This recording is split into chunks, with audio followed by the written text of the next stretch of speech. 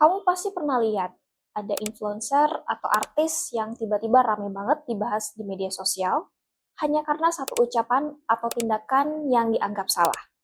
Terus tiba-tiba orang-orang pada bilang, wah cancel nih, atau boykot nih.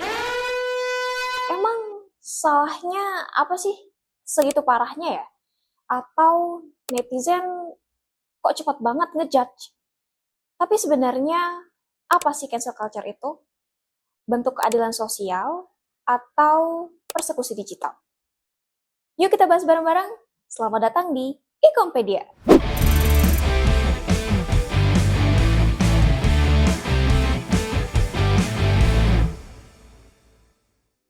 Secara sederhana, cancel culture atau budaya pembatalan adalah bentuk sanksi sosial dari publik kepada seseorang atau organisasi karena melakukan satu kesalahan. Biasanya ini terkait dengan isu-isu sensitif seperti rasisme, pelecehan, dan ketidakadilan. Today, if you're not careful, one wrong word or move could get you canceled. Merriam-Webster defines cancel culture as the practice or tendency of engaging in mass canceling as a way of disapproval and exerting social pressure. Seringkali cancel culture tumbuh karena efek komunikasi digital, di mana informasi menyebar begitu cepat, emosi memuncak, dan algoritma media sosial memperkuat kontroversi. Inilah yang disebut echo chamber effect. Kita hanya mendengar opini secara berulang-ulang. When you're only hearing the same perspectives and opinions over and over again, you may be in something called an echo chamber. An echo chamber is an environment where a person only encounters information or opinions that reflect and reinforce their own. Echo chambers can create misinformation and distort a person's perspective so they have difficulty considering opposing viewpoints and discussing complicated topics. Oke, Komers, sekarang kita bahas contoh yang real banget dari dunia hiburan Indonesia. Beberapa waktu lalu, publik sempat dihebohkan dengan kasus seorang influencer dan seleb TikTok yang dikenal sering mengupload konten gaya hidup dan fashion. Kasus ini bermula ketika foto dan video sang influencer tersebar luas di media sosial tanpa seizinnya.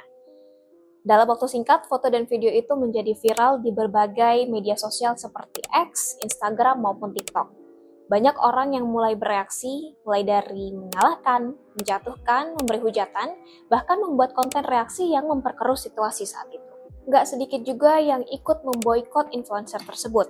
Mereka unfollow, berkomentar kasar, dan karena kasus ini menuai respon negatif dari banyak netizen, akhirnya banyak brand yang memutus kerjasama dengan sang influencer.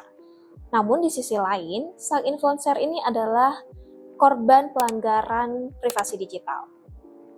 Nah, kalau kita lihat dari kacamata ilmu komunikasi, kasus ini nyentuh dua hal yang penting banget. Yang pertama, etika dalam komunikasi digital.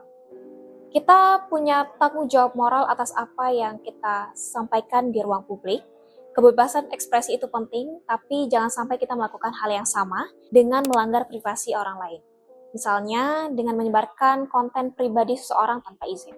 Yang kedua, cancel culture itu sendiri.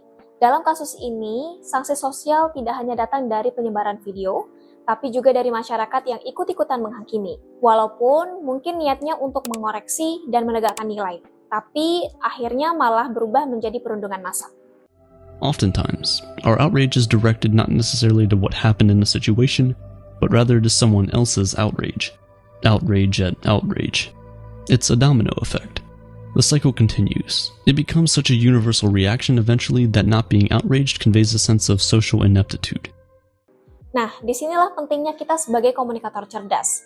Sebelum ikut membatalkan atau memboikot seseorang, pastikan dulu informasi yang kita temui itu adalah benar-benar valid. Yang kedua, apakah kita sebenarnya mencari keadilan atau hanya ikut-ikutan saja? Lalu, apa dampaknya bagi reputasi dan juga kesehatan mental seseorang? Karena di era digital sekarang, kata-kata kita juga punya kekuatan yang luar biasa loh. Di sini kita bisa melihat bagaimana cancel culture bisa jadi bentuk sanksi sosial. Publik pengen menegakkan keadilan, tapi kadang dilakukan dengan cara yang terlalu ekstrim. Dan dari sisi lain, kita dapat mengetahui bahwa reputasi di dunia digital itu rapuh banget. Sekali kita salah bicara, efeknya dapat menyebar dengan cepat. apalagi kalau netizen sudah mulai meng-cancel bareng-bareng. Jadi, ini bukan hanya soal siapa yang salah, tapi juga soal bagaimana kita berkomunikasi secara empati dan bertanggung jawab. Oke, Commerce, itu dia pembahasan kita mengenai cancel culture. Sampai jumpa di Ikopedia selanjutnya.